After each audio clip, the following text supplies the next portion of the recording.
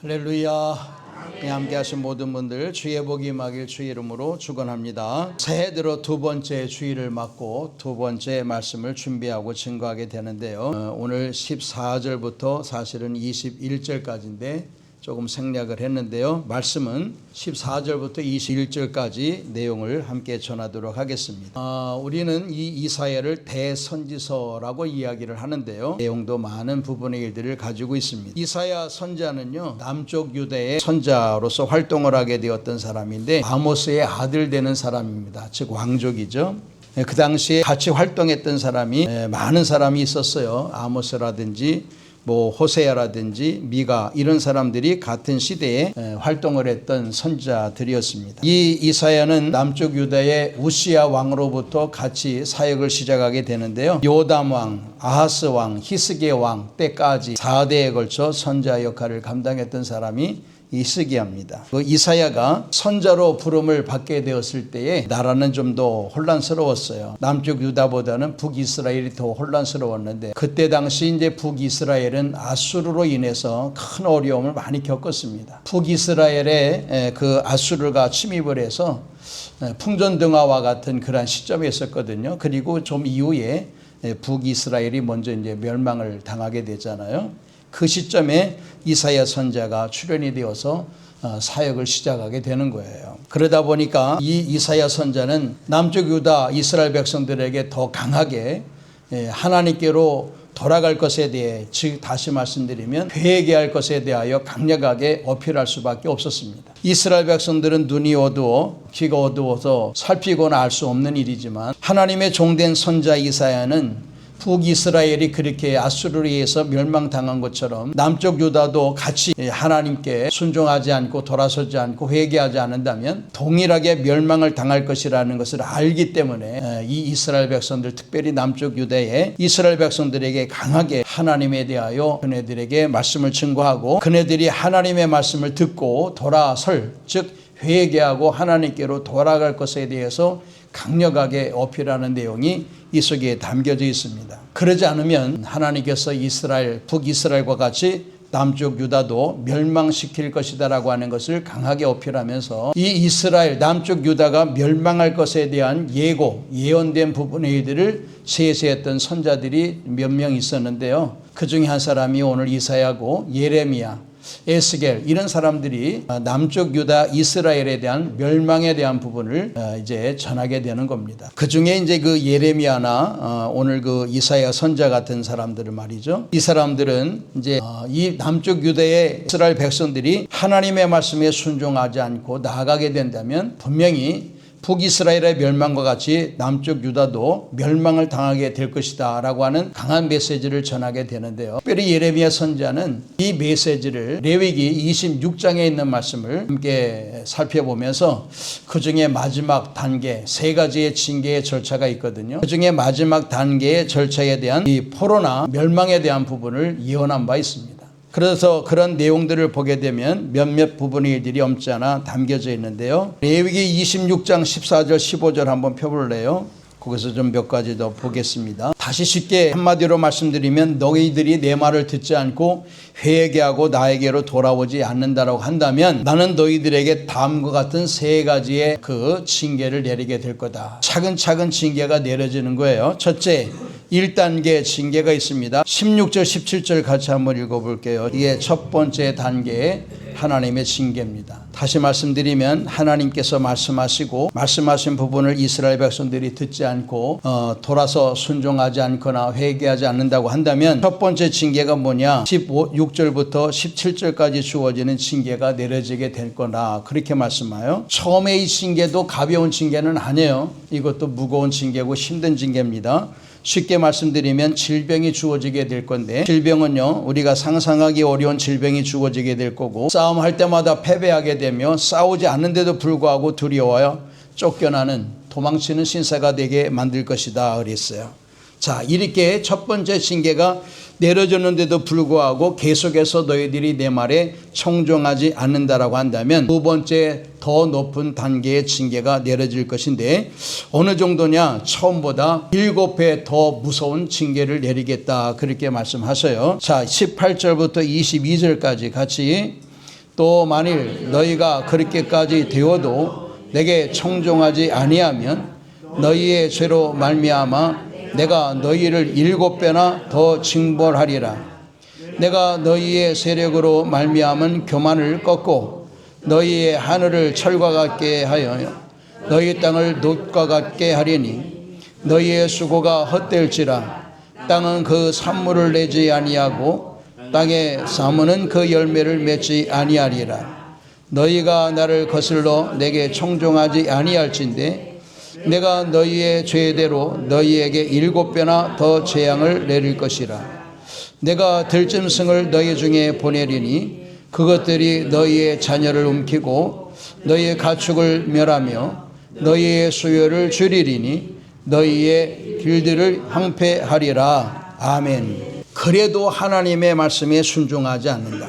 오늘 징계 가운데 있는 자들이 그래도 돌아서지 않는다고 한다면 하나님은 더 무서운 징계를 내리게 될 텐데 7배나 더 무서운 징계를 내리겠다. 성경에 7이라고 하는 숫자, 7이라고 하는 숫자는 완전 숫자라고 이야기하잖아요. 더 무서운 7배의 징계가 주어지게 될 텐데 하늘의 비가 그쳐서 땅의 소출을 얻지 못하게 될 것이고 쉽게 말씀드려 들짐승이 사람을 해치고 성읍이 황폐하게 될 거다. 즉 사람의 숫자도 그 짐승들로 인해서 많이 줄어들게 될 것이다 라고 하는 두 번째 징계가 예고되고 있습니다. 그래도 이 정도까지 했는데도 불구하고 또 돌아서지 않는다고 한다면 세 번째 단계에 더 무서운 징계가 주어지게 될 텐데 이 징계는 두 번째 징계보다 7배 더 무서운 징계를 내리겠다 그렇게 예고하고 있어요. 좀 긴 내용이지만 23절부터 39절까지 같이 한번 읽어볼게요. 첫 번째 단계의 징계를 받아도 하나님을 무시하고 돌아오지 않는다. 그렇다면 그 징계 위에 7배의 징계를 더해서 이스라엘을 징계할 텐데 그럼에도 불구하고 그 징계 속에서도 회개하고 돌아오지 않는다라고 한다면 하나님은 두 번째 징계보다도 더 무서운 7배의 징계를 이스라엘 백성들에게 내리게 될 거다. 얼마나 어렵고 무서운 징계냐. 사람들이 극심한 가뭄 속에서 자식들의 살을 뜯어먹는 그러한 일들이 주어지게 될 것이고 결국 마지막 부분 33절을 보시게 되면 세 번째 징계가 여기에 있어요. 그게 뭐냐. 결국 이스라엘이 멸망을 당하여 흩어지겠다. 포로로 끌려가 땅에서 쫓겨나는 바로 최악의 상황이 주어지게 될 예고를 내리고 있습니다. 이 예고에 대한 부분을 여러 선자들이 이야기하는 거예요. 첫 번째 말씀하는데도 듣지 않고 두 번째 말씀을 전해도 듣지 않고 세 번째 징계가 주어졌는데 결국 그네들은 이제 하나님께로 돌아오지 않잖아요. 그래서 오늘 이사야 선지자가 애탄 마음으로 함께 이 이사야를 시작하면서 첫 출발하면서 전했던 내용의 일들이 뭐냐면은 이사야 1장 3절 같이 한번 읽어볼게요. 저는 그 인자를 알고 나에는 그 주의 우유를 알건만은 이스라엘을 알지 못하고 나의 백성은 깨닫지 못하는구나 하셨도다. 아멘. 이게 이제 이사야 선지자가 이사야를 기록하면서 제일 처음에 언급한 내용이 뭐냐. 소는 그 임자를 알고 나귀는 그 주인의 구유를 알건만은 이스라엘은 알지 못하고 나의 백성은 깨닫지 못하는도다 그랬어요. 그토록 많은 선자들이 외쳤고 이 징계의 무서움에 대한 부분을 예고했음에도 불구하고 하나님도 무시하고 징계의 예고도 무시하게 되었던 이스라엘 백성들, 마치 짐승봐도 못한 그네들의 존재에 하나님은 마지막 단계의 징계를 내릴 수밖에 없었다 그 말씀이에요. 마지막 징계는 이스라엘, 북이스라엘을 멸망했던 것처럼 남쪽 유다도 멸망을 당하게 되고 거기에 백성들이 흩어지게 될 거다. 결국 그 예고된 내용이 성취가 되잖아요. 결국 성취가 됩니다. 그래서 이사야가 여기부터 시작해서 이사야 전체의 많은 말씀을 함께 증거하는데 그 말씀을 추격하면 네 가지로 설명할 수 있는데요. 첫 번째는 뭐냐? 하나님의 거룩한 심판이 있을 것이다. 두 번째, 회개와 구원의 메시지를 전하게 됩니다. 회개하면 구원받게 될 것이다. 쉽게 말씀드리면 회개하면 예레미야 같은 경우도 그래요. 너희들이 그 바벨론이 침략하게 되었을 때 하나님께 회개하고 돌아선다면 바벨론은 그냥 물러갈 것이다 라고 했음에도 불구하고 그렇게 위급한 처레를 상황 가운데 있음에도 불구하고 이스라엘 백성들은 회개하지 않거든요. 그렇게 이 바벨론이 침략하고 있는 와중에도 하나님께 회개하고 돌아선다면 하나님은 바벨론 사람들을 돌려보낼 거다라고 했는데도 이스라엘 백성들은 돌아서지 않아요. 그러니까 이게 뭐냐? 완악함의 극치라는 거예요. 완악함의 극치예요. 전혀 무서워하지 않고 이런 일들이 결코 하나님께로부터 주어진 것이라고 생각지 않는 사람들이 행하는 태도요. 그들의 모습을 볼 수가 있어요. 특별히 이사야 선지자는 메시아에 대한 예언이 많이 하고 있는데 이사야에 보게 되면 바로 메시아 예언된 내용의 일들이 많이 기록이 됩니다. 그리고 마지막 한 가지는 뭐냐면 이스라엘에게 그러나 희망과 약속에 대한 부분을 이제 제시하는 거죠. 그게 뭐냐? 출 바벨론 하게 될 것이다 라고 하는 메시지가 담겨져 있어요. 그 중에 오늘 본문의 말씀이 출 바벨론에 대한 내용이 이 속에 본문으로 삼게 되는 겁니다. 출 바벨론. 과거의 출 애굽과 같이 출 바벨론에 대한 아직 이제 이네들이 잡혀가지도 않은 상황이지만 잡혀가게 되었지만 그 이후에 하나님이 너희들을 고국으로 돌려줄 것이다 라고 하는 예고된 내용의 말씀을 함께 주어지는데 그것이 바로 오늘 본문 속에 출 바벨론에 대한 아름다운 내용이 속에 담겨져 있는데 그것을 본문으로 삼았습니다. 오늘 본문 속에서 가장 우리가 눈에 띄게 볼 수 있는 부분은 잘 아는 18절이죠. 너희는 이전 일을 기억하지 말며 옛날 일을 생각하지 말라라면서 19절에 보면 내가 새 일을 행할 것이다 라고 말씀하셔요. 우리 이 말씀 많이 들었고 잘 아시죠? 잘 기억하죠? 어떻게 이해하시는지 모르겠습니다만은 여기에 대한 배경을 말씀을 드릴게요. 바로 14절부터 본문 21절까지 주어지는 내용 속에 이 내용이 담겨져 있습니다. 새 일이라고 하는 것이 뭘까라고 하는 부분인데요. 내가 너희에게 새 일을 행할 것이다. 우리는 새해에 이 말씀을 자주 인용을 하면서 메시지를 전하게 되는데요.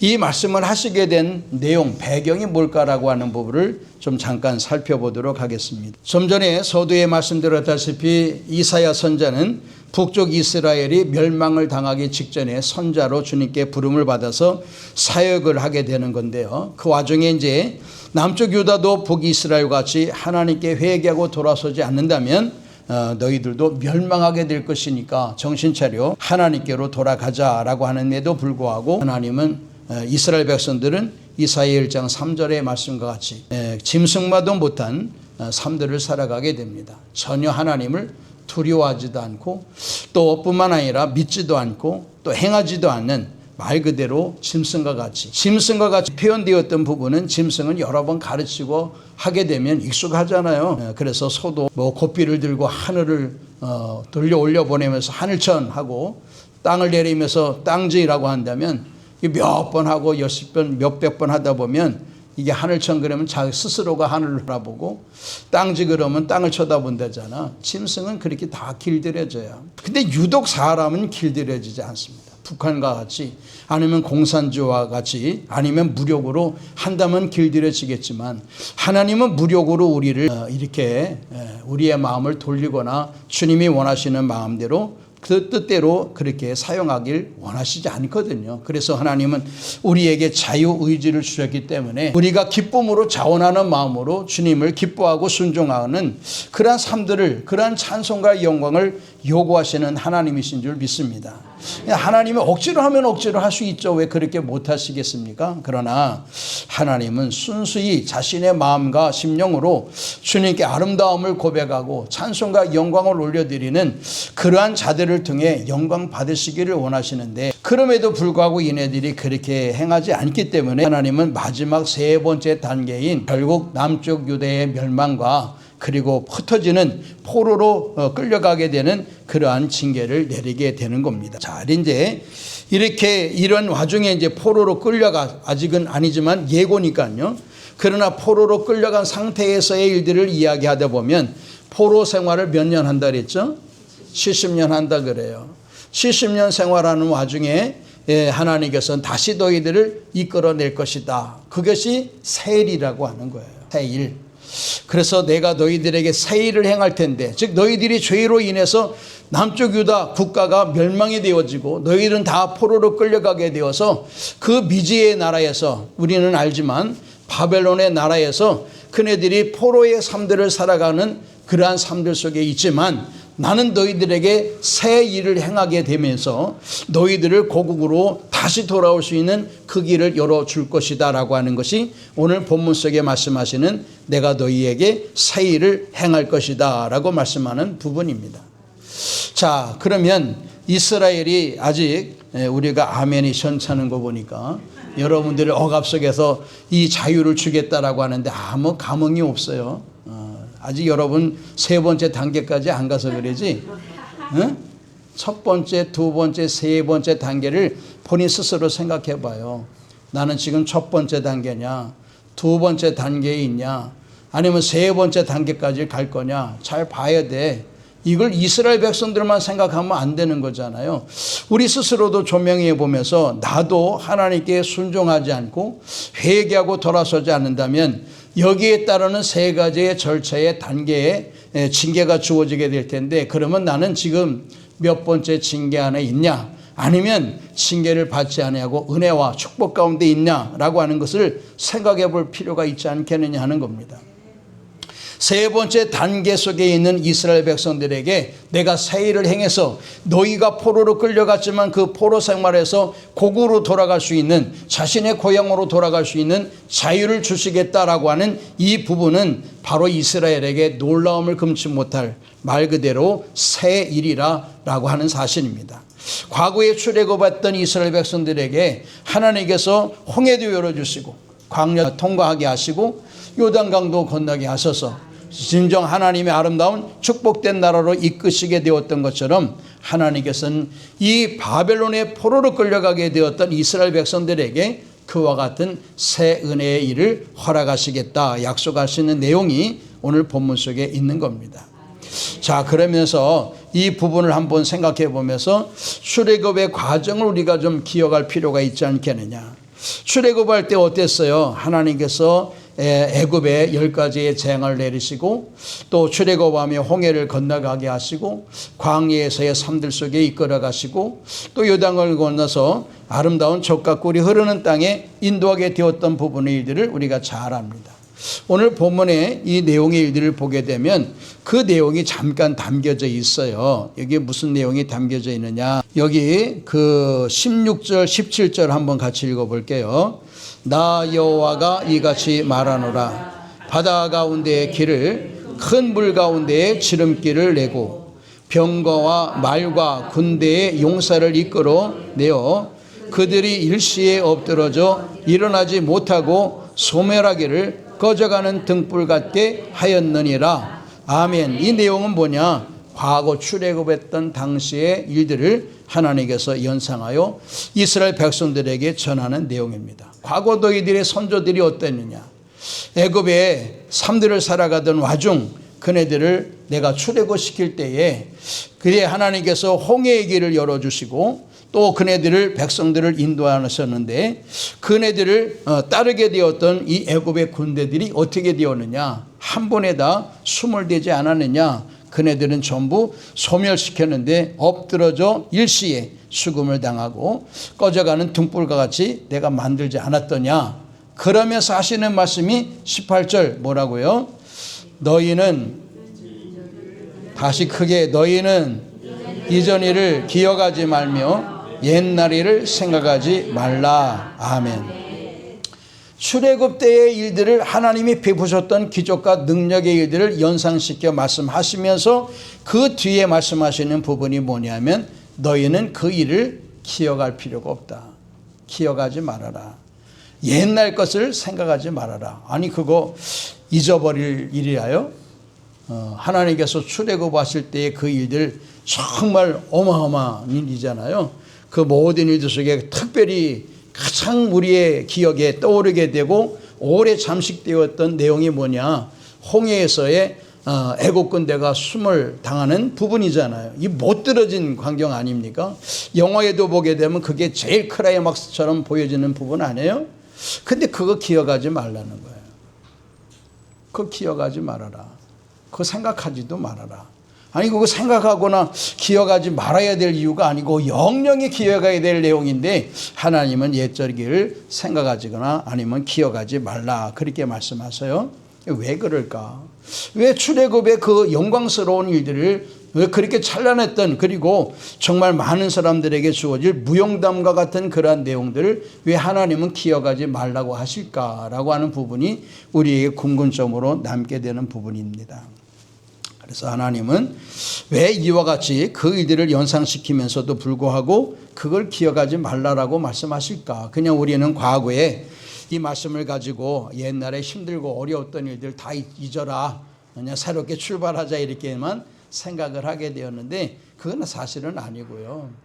우리가 그냥 새해를 맞이하면서 그 구절만 따서 말씀을 하니까 그 내용이지만, 전체의 내용을 바라게 되면 이 내용은 애굽에서 출애굽할 때의 영광스러운 부분의 일들을 모두 잊으라는 얘기입니다. 왜 그러냐?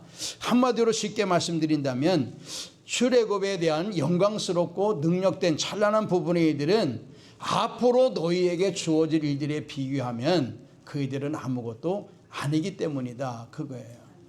우린 대단한 그 영광과 능력의 일들로 생각하고 비춰보지만 앞으로 너희들에게 바벨론에서 바벨론 시킬 너희들에게 행해질 나의 일들을 바라보게 된다면 그것은 아무것도 아니기 때문에 그거 대단한 일이지만 생각할 필요 없어, 기억하지 마라, 나는 너희들에게 더 큰 일을 행할 거야 라고 하는 내용이 이 속에 담겨져 있기 때문입니다.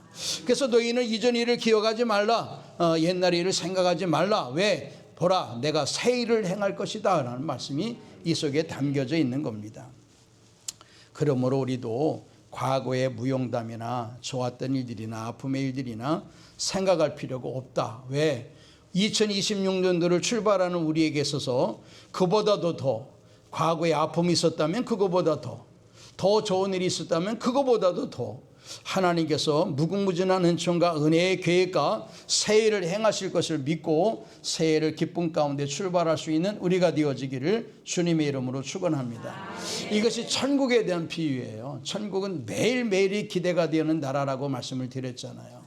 오늘 최고의 기쁨을 드렸지만 내일은 더 기쁨이 기다려지는 그런 나라, 그게 바로 천국인 거거든요. 바로 이렇게 엄청난 일이 있음에도 불구하고 그거는 아니야, 우리가 쉽게 세상 말로 이야기하면 세 발의 피야, 내가 너희들에게 앞으로 행할 일에 대해서 말이지, 이런 내용입니다.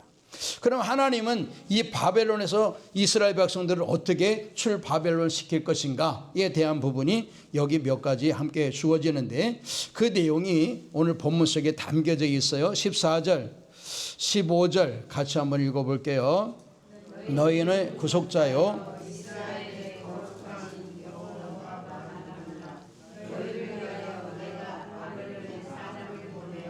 모든 갈대아 사람에게 자기들이 연락하던 배를 타고 도망하여 내려가게 하리라. 나는 여호와 너희의 고르간이요 이스라엘의 창조자요 너희의 왕이니라. 아멘. 바벨론에서 어떻게 이스라엘 백성들을 바벨론 하게 하실 것이냐라고 하는 계획에 대한 부분이 이 속에 담겨져 있어요. 하나님이 생각한 그 어느 대상들을 통해서 바벨론을 멸망시킬 것이다. 그래서 거기에 유력자들은 배를 타고 급히 도망을 치게 할 것이다 라고 하는 내용이 짧게 여기에 기록이 되어 있어요. 여기 보면 내가 바벨론에 사람을 보내요 모든 갈대아 사람에게 자기의 연락하던 배를 타고 도망하여 내려가게 하리라, 그렇게 말씀해요. 바벨론의 멸망을 말씀하고 있는 겁니다. 자, 이 바벨론의 그 느부갓네살 왕이라고 하는 사람이 이스라엘, 특별히 남쪽 유다를 3번 침략하게 되는데요, 3번 침략할 때 완전히 이스라엘을 무너뜨리게 됩니다. 그때 이제 많은 선자들이 포로로 끌려가게 되는데, 그 중에 우리가 잘 아는 다니엘 같은 경우가 이제 포로로 끌려가게 되는 거죠. 이 느부갓네살, 이 사람은 우리가 잘 아시다시피 마지막 왕 시드기야를 포로로 끌어가게 될 때 그의 두 눈을 뺐던 일들이 성경에 기록이 되어 있잖아요. 뿐만 아니라 그의 아들도 마찬가지예요. 벨사살, 이런 사람도 함께 등장이 되는데, 느부갓네살 금신상의 꿈 다니엘이 해석해서 다니엘을 총리로 만들어 주었고, 뭐 그 외에 여러 자세한 부분들은 성경을 참조하시면 되겠고요. 또 벨사살 왕도 마찬가지입니다. 하나님의 성막에서 가져온 성물들을 가지고 술잔을 사용한다든지 이러한 잔치를 벌이게 되었던 이 벨사살 잔치 자리에 선의 글씨가 손이 나타나 가지고 손가락이 나타나서 글씨를 쓰게 되는데 메네메네 데겔 우바르신이다 라고 하는 글씨를 쓰여지게 되는데 그 또한 역시 다니엘이 해석하게 되잖아요. 자, 이렇게 되면서 결국 그 하나님께서 너 교만한 벨사살을 끝내고 다음에 다른 왕국을 이끌어와서 이 나라를 주관하게 할 거다라고 하는 메시지를 알려주거든요. 벨사살이 대단히 귀하다, 너만큼 그렇게 귀한 자가 어디 있냐, 다니엘을 축하를 하고 상급을 내리고 그러다가 그날에 죽어요. 벨사살이. 그럴 때 이제 벨사살, 즉 말 그대로 이 바벨론을 무너뜨린 사람이 누구냐면은 메데라고 하는 나라의 다리오라고 하는 왕이 무너뜨리는 거예요. 이 바벨론이 거대한 나라였는데 거대한 나라 바벨론을 무너뜨린 나라가 메데라고 하는 다리오 왕이 무너뜨리게 돼요. 근데 하나님이 보시기에 다리오도 역시 마음에 맞지 않습니다. 그래서 이 메데도 무너뜨립니다. 그래서 그 다음에 바사라고 하는 왕국이 등장이 되어지는데 우리가 잘 아는 고레스라고 하는 왕이 바사 왕국이 되어지는 거예요. 그런데 이 고레스라고 하는 사람은요, 이 바사 왕국의 초대 왕이 되어지지만 하나님의 마음에 합한 정도는 아니지만 하나님의 말씀에 귀를 기울이는 사람이었어요. 그래서 그가 이스라엘 백성들을 고국으로 돌아갈 수 있도록 칙령을 내려줍니다. 다 유대인들은 자신의 고국 이스라엘로 돌아가서 하나님의 성전도 재건하고 돌아갈 수 있는 사람은 다 돌아가라 라고 하는 칙령을 내려줘요. 고레스가 이 칙령을 내려요. 처음으로 왕이 되면서 하나님께 마음에 감동을 받아가지고 하나님께서 이 어마어마한 땅을 내게 주셨는데 제국을 나에게 허락하셨는데 내가 하나님의 말씀을 들어야 되는 거 아니냐 라고 하면서 그에게 감동시켰던 내용, 바로 그것이 뭐냐, 고국으로 유대인들이 돌아가게 허락을 해주는 거예요. 지금 이 바사 왕국이라고 하는 것은 이제 다시 말씀드리면 페르시아라고 이야기하는데 이 페르시아는 우리가 잘 아는 지금 현재 이란을 이야기하는 거예요. 이란이 과거에 어마어마한 땅덩어리를 가지고 있었거든요. 근데 그게 지금 다 축소가 되고 뺏기고 넘기고 이렇게 가지고 지금 현재 이란이라는 나라가 좀 우리보다는 물론 훨씬 크지만 그때의 면적을 따져보게 되면 작은 면적에 불과한 일입니다.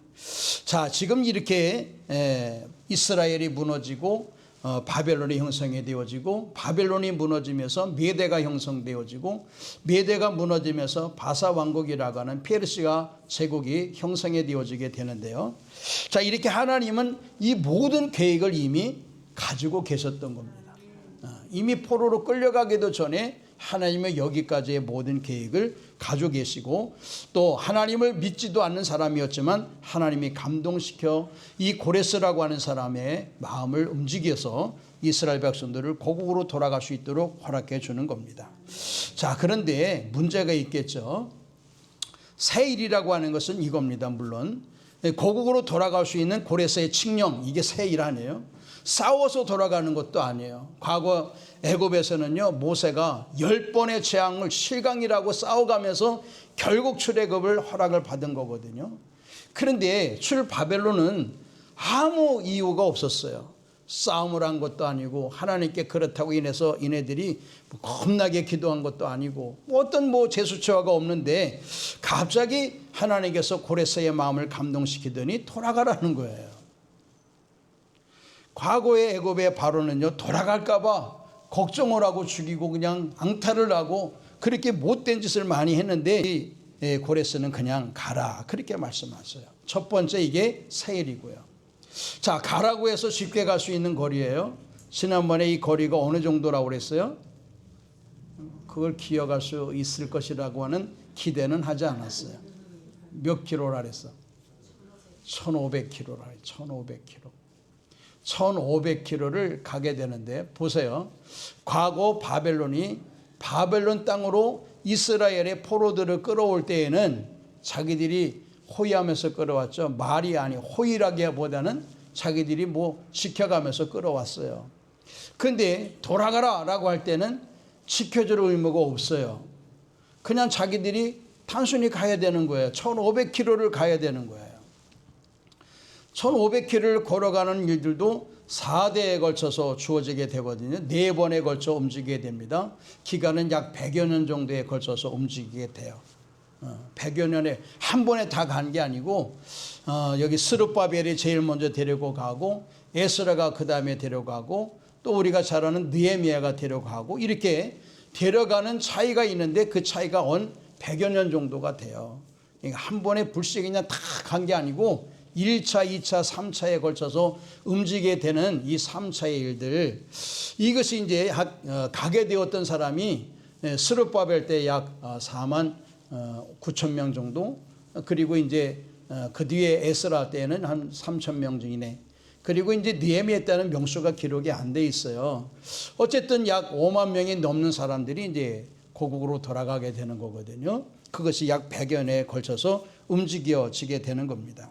자, 이런 일들을 보면 참 하나님께서 어떻게 이네들을 이끌어 가실까. 물론 뭐 보시게 되면 느헤미야는 자기가 이스라엘 백성들을 데리고 돌아갈 때는요, 군대를 동원했습니다.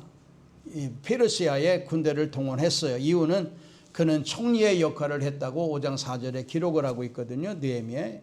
그러면 그는 총리 역할을 했기 때문에 많은 군대를 동원해서 갈 수가 있었지만은 에스라 같은 경우에는 더 많은 숫자잖아요. 약 4만 9천 명 정도, 4만 8천 명 이상 되는 사람들이 가게 되는데, 그 많은 사람들이 가게 될 때에 이 에스라 같은 경우에는 그 바사 왕국에서 군대를 제공해 주겠다라고 하는 것도 받아했습니다.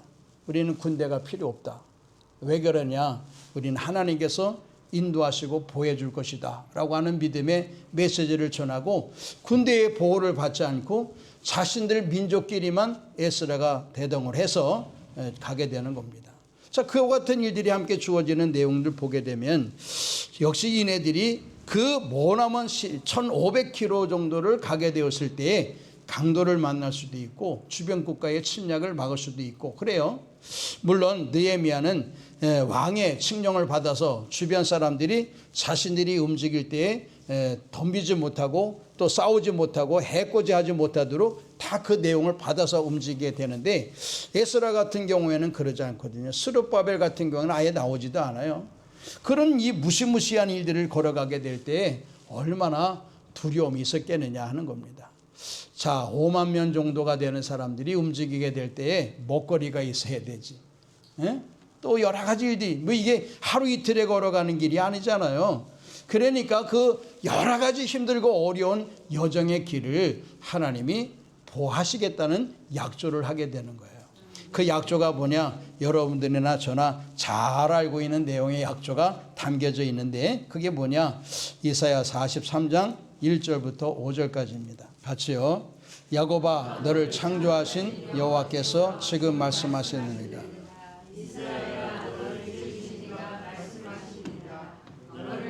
하지 말라. 내가 너를 구속하였고 내가 너를 지명하여 불렀나니 너는 내 것이라. 내가 물 가운데로 지날 때에 내가 너와 함께할 것이라. 강을 건널 때에 둘이 너를 침몰하지 못할 것이며 내가 불 가운데로 지날 때에 타지도 아니할 것이요 불꽃이 너를 사르지도 못하리니 대전하는 여호와 내 하나님이요 이스라엘의 거룩하니요 내 구원자임이라. 내가 애굽을 너의 속량물로 구스와 스바를 너를 대신하여 주었구나. 내가 내 눈에 보배롭고 존귀하며 내가 너를 사랑하였은즉 내가 내 대신 사람들을 내어주며 백성들이 내 생명을 대신하리니 두려워 말라. 내가 너와 함께하여 내 자손을 동쪽에서부터 오게 하며 서쪽에서부터 너를 모을 것이며. 아멘. 우리가 잘 아는, 그리고 우리가 정말 좋아하는 말씀이 여기에 담겨져 있잖아요. 2절부터 보게 되면 내가 물 가운데로 지날 때에 내가 너와 함께 할 것이며 내가 강을 건널 때에 물이 너를 침몰하지 못할 것이며 내가 불 가운데로 지날 때에도 타지도 아니할 것이요 불꽃이 너를 사르지도 못할 것이다. 이 내용이 출 바벨론 하는 이스라엘 백성들의 여정에 하나님이 안전히 보호해 주시겠다라고 하는 약속의 말씀입니다. 그 약속이에요. 하나님 그 먼 여정의 길을 우리끼리 어떻게 갑니까? 에스라는 그걸 믿었어요. 하나님, 우리는 염려하지 않습니다. 왜? 하나님이 우리를 도우시고 보호하실 줄 믿습니다. 그 페르시아의 그 군사를 우리는 원치 않습니다. 바사의 왕국에 군대를 동원하지 않겠습니다. 왜? 우리는 하나님을 믿고 하나님이 우리를 보호하실 줄 믿기 때문입니다.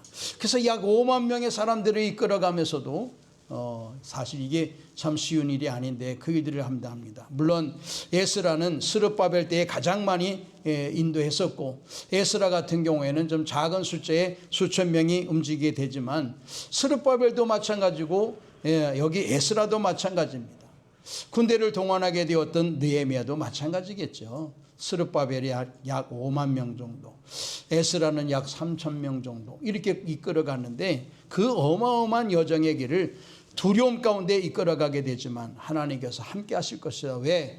너희들이 물 가운데로 지날 때에도, 강을 건널 때에도, 불 가운데로 건널 때에도 내가 너희를 안전하게 보호할 것이다 라고 하는 메시지가 약속된 내용이 이 속에 담겨져 있으며 5절 서두에 보게 되면 두려워하지 말아라 그렇게 말씀하고 있어요. 이것이 새 일입니다.